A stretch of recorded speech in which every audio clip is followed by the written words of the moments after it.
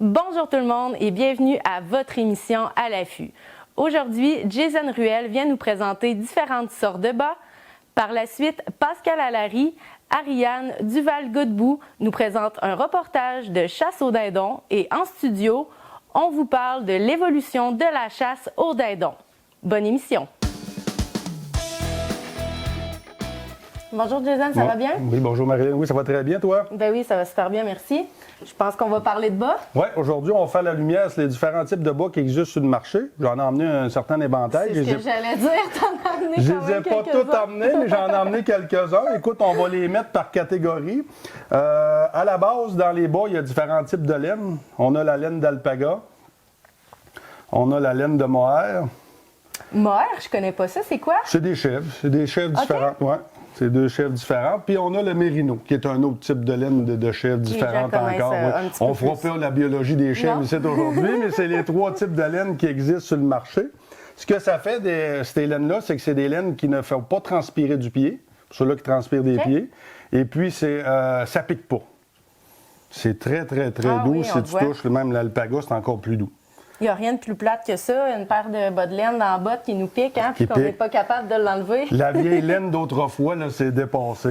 Puis même sur certaines laines, sur certains bas, les clients, il faudrait qu'ils vérifient avec leur marchand. Il y en a qui sont hypoallergènes, ceux-là qui sont allergiques à la laine. Là, ouais. Et puis après ça, il y a des pourcentages de laine. T'en as qui vont avoir 16 il y en a qui vont avoir 26 comme ceux-là ici, mes bas les plus chauds, 85 OK. Puis le pourcentage, plus c'est haut, plus c'est chaud. Exactement. Fait que ceux-là qui font du skidoo, de la cage, du Tristan, c'est les bas appropriés pour ça. OK. Est-ce que tu conseilles de mettre une paire de bas quand même en dessous? Ceux-là qui sont extrémistes sur la transpiration comme moi au niveau des pieds, oui, on va rajouter un petit, on appelle ça, excusez-moi l'anglicisme, un dress liner. C'est une seconde peau, si on veut. C'est un bas de polypropylène. Ça, c'est très, très léger. On voit à travers. Là. Ça laisse passer complètement ton humidité.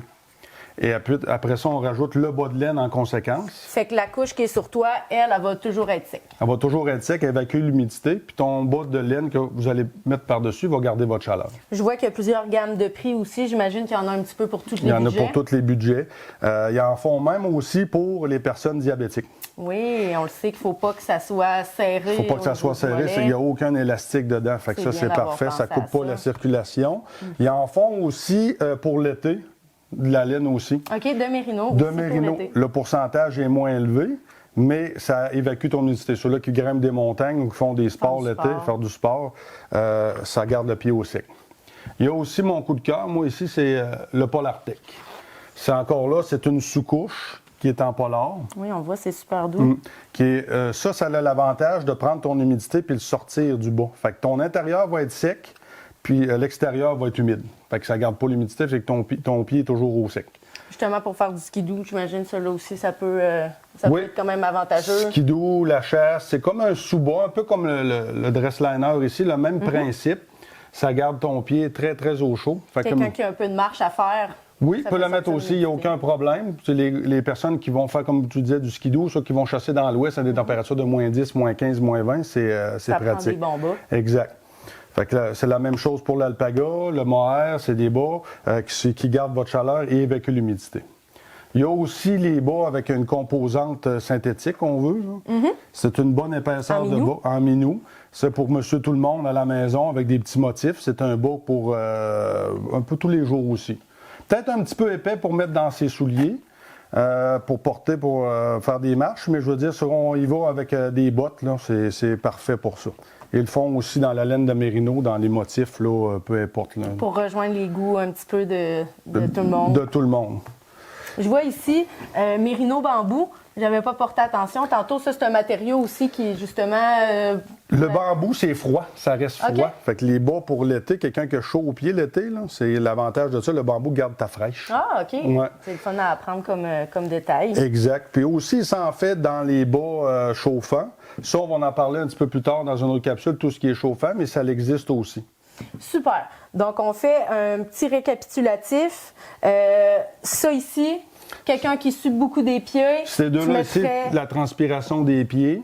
Quelqu'un qui ne transpire pas des pieds, qui veut garder sa chaleur, on peut aller dans les 3 lignes comme ça ici. Mérino, alpaga et mohair. Puis pour la vie de tous les jours, un petit peu plus celui du bout. Celui du bout qui est moins épais, qu'on peut prendre pour faire des marches, faire du sport. Aller faire du patin, un petit peu de tout. Exact, un peu de tout pour être actif. Bon, ben c'est super. Je te remercie, Jason. Ça fait plaisir. On va maintenant se diriger vers notre reportage de chasse aux dindons.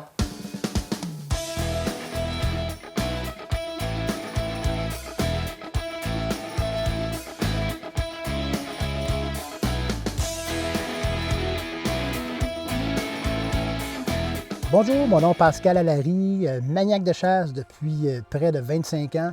Chasse aux dindons à Ronde depuis 15 ans. Écoutez, aujourd'hui, on est dans la région du centre du Québec, à Lister. Je suis monté hier faire la prospection pour que notre relève puisse avoir une belle expérience. J'ai placé les tentes, j'ai placé également tous les appelants dans les tentes, les chaises, les couvertures. Aujourd'hui, j'ai le plaisir de chasser avec Ariane. Peut-être te présenter, Ariane? Bien oui, hey, bonjour Pascal. Merci d'avoir fait d'abord tous ces efforts-là pour s'assurer qu'on ait une belle chasse à succès ce matin. Donc, c'est ma 3e saison de chasse cette année, première fois au printemps. J'ai quelques expériences au petit gibier, dont avec toi, là, il y a quelques années, on a eu beaucoup de plaisir. Fait qu'on retente l'expérience ce printemps pour le dindon. Yes, on va avoir du plaisir. Oh oui.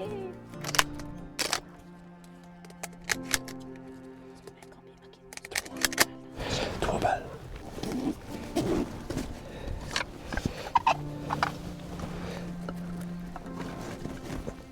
Ils sortent ici. Ils montent par ici. OK, ici. Ouais, on va y voir probablement là les femelles. Mais ça bouge tellement là. On sait jamais, ils peuvent arriver par le bois. Même si tu bouges un petit peu, ils ne voient pas pantoute. Hier, j'avais une femelle juste à côté. Là. Puis que j'étais comme ça. Puis elle m'a jamais vu. Elle est belle ta cage, en tout cas. Ouais, c'est le fun pour ça.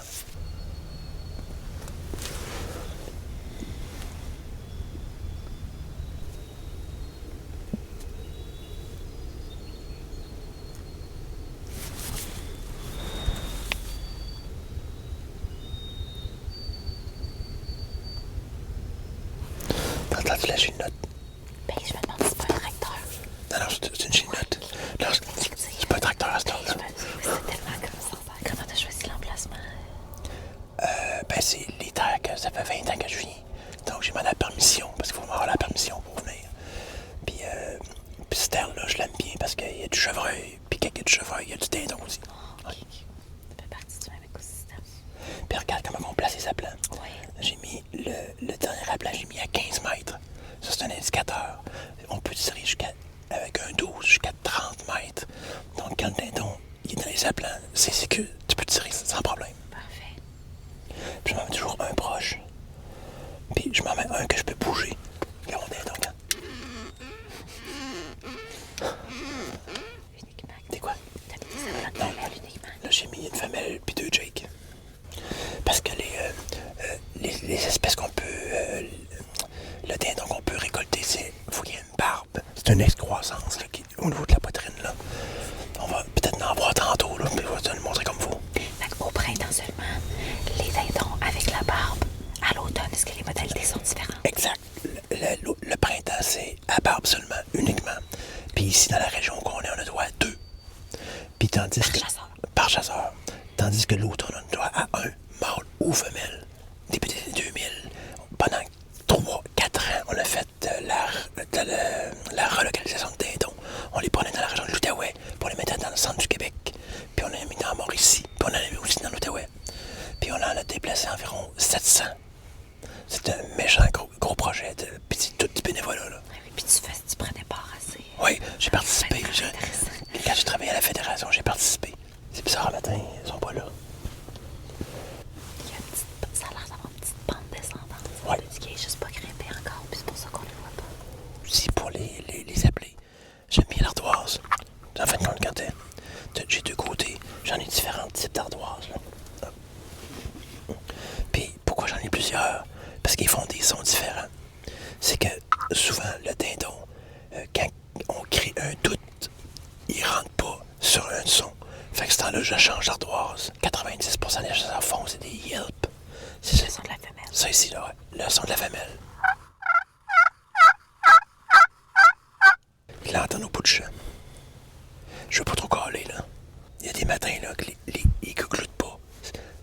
ça qu'ils sont pas là. C'est pour ça qu'il faut que je checker. Puis des fois, ils vont dans le champ, là. Mais ils sont de même. Là, c'est là qu'on les voit, là, quand ils montent, là. Puis s'il y a des dindons ou des chevreuils qui arrivent, là, parce que ça va arriver, là, faut pas bouger. Ouais, puis accote-toi bien, là. Comme ça. Ouais. Tu comprends? Ouais. OK. Oh, tu m'as pas montré le patronage. Bon. Non, je ne l'ai pas montré. Il y a la femelle, là. Elle fait juste ça.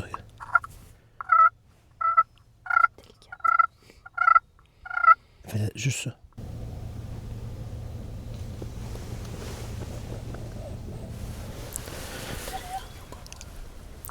Il était peut-être à 100 mètres en avant de nous autres. Oui. Ça, c'est... 10 mètres, 12 mètres. Ouais, à peu près.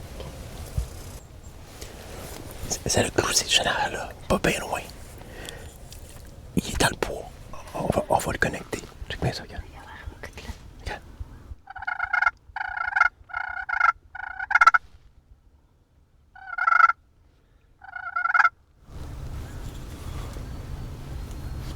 Attends. Mais là, il sait qu'on est ici, là. Des fois, le son n'est pas pareil parce que tellement où il est orienté. C'est orienté vers là-bas, mais le son va porter. Parce qu'on ne connaît pas non plus s'il était avec une femelle. C'est sa patente.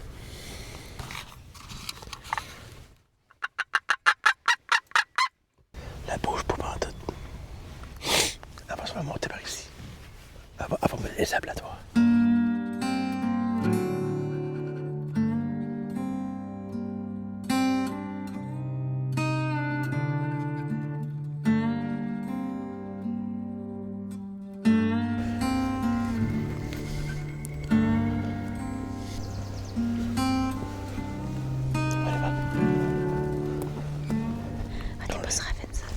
Non, pas besoin. Tu textes comme ça. Texte.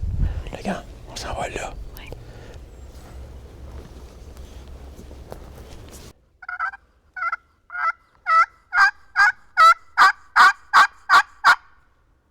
On va aller chercher. J'ai un autre cache là-bas. Un dindon. Bon, on va se placer dans l'autre champ là-bas.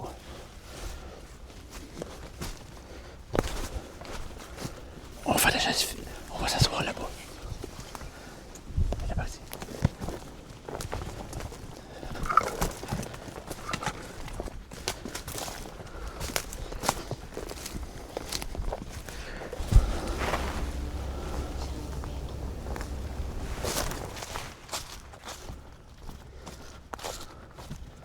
Qu'est-ce qui est le fun, là, c'est que on peut toujours se réajouter. T'sais. Exemple, là-bas, c'était pas bon, mais là, on a la permission de cette terre-là. On vient se placer un dindon, une coupe de corps, une petite demi-heure, là, puis on sait jamais.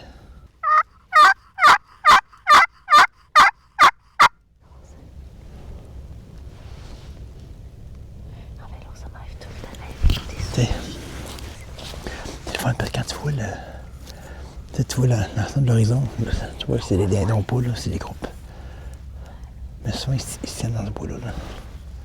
Puis ils vont vouloir trouver des places que la nourriture d'un champ. Les maïs grains là, qui restent à terre. Là. Comme là-bas, regardez, il y a du maïs grain. Hey, comment t'as fait la formation dindon? Là, Oui, fait que pour me préparer à ma journée d'aujourd'hui, j'ai fait la formation biologie de chasse au dindon qui est offerte par la FEDCP, la Fédération québécoise des chasseurs et pêcheurs. J'ai tellement trouvé ça intéressant. On prend le temps d'expliquer l'habitat, l'espèce. Moi, je savais pas la différence entre le mâle puis la femelle. Puis après ça, on vous fait un beau tour de tous les outils d'appel comme ça aujourd'hui. Fait que c'est le fun de voir ça. Vraiment. Tu sais, j'arrive aujourd'hui en ayant une petite idée du vocabulaire. Puis, je peux aller reconsulter ce cours-là n'importe quand.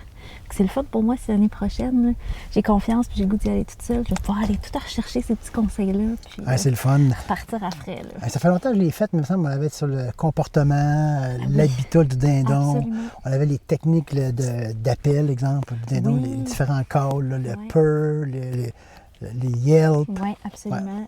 Puis comment placer tes appos, tu sais, plein de petits conseils, s'assurer de bien disparaître, tous les petits détails, les gants. Tu sais, il y a beaucoup de choses pour favoriser le succès. Puis ils font vraiment un beau tour de piste. Là. J'ai entendu dire que la formation ne sera plus obligatoire à partir de 2026. Mais maintenant, elle va être quand même disponible pour les chasseurs du Québec. Puis je pense que les chasseurs doivent la prendre. Là.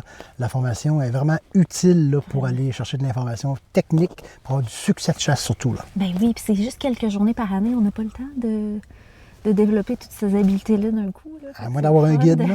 Oui, c'est fun de pouvoir s'y référer. Pas tout le monde a le même privilège que moi. Exact.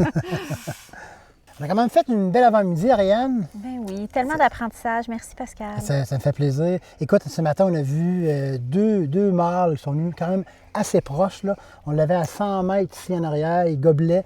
On avait un autre mâle un peu plus à l'est là, qui était là pour nous faire plaisir. Oui. On a vu 3 belles femelles qui sont passées proches des appelants. C'était vraiment le fun. Malheureusement, elles ne sont pas venues directement dans nos appelants à portée de tir, donc on ne peut pas tirer. Mais tu sais, Ariane, je vais t'encourager. Au Québec, là, la moyenne, c'est 30 % de succès là, au niveau de la récolte. Fait que la chasse au dindon, c'est pas juste la récolte, mais c'est aussi d'avoir du plaisir, puis de découvrir plein d'autres techniques, puis de discuter comme on a fait ce matin. Moi, j'ai bien eu du fun. Hey, vraiment, merci. Puis merci à tous les chasseurs qui prennent le temps d'amener des gens. Tu sais, c'est ton temps de chasse à toi que tu as sacrifié pour partager la passion. Fait que merci beaucoup. Super. Si vous voulez en savoir plus, mais restez à l'affût.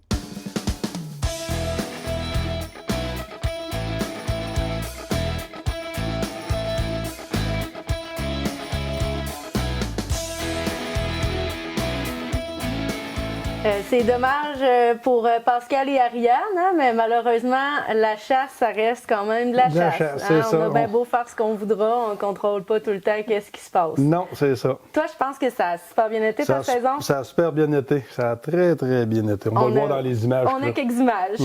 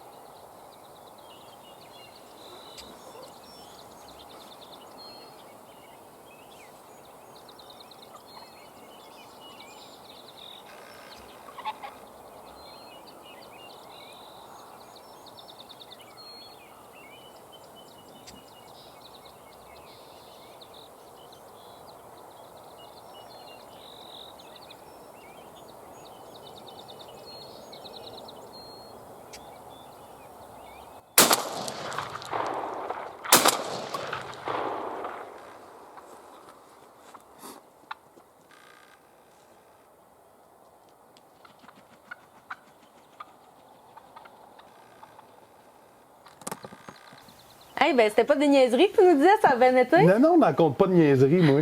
C'est le fun de voir ça. Ben, ça a bien été certain. Les 2 miens, après ça, un de mes amis, j'ai été le chercher, ça a bien fini et tout. On en a tué un autre. Fait que ça a fini 4 dindons dans cet avant-midi-là. Hey, quand même, hein? Ouais. C'était des matins comme ça, hein? Il y a des matins comme ça, mais ça vient pas par magie. Il y a du travail à faire en arrière de ça. Il y a énormément de travail. Souvent derrière, oui, la chasse, c'est de la chance, mais il y a énormément de travail pour la provoquer, cette chance. Énormément de travail. Souvent, les gens nous disent « Oh, c'est bien, tu chasses tout ce qu'il y en a », mais c'est pas si facile que ça. Non, exactement. Ils comptent pas les heures qu'on met en arrière de tout ça. Là. Non, c'est pas juste durant la chasse.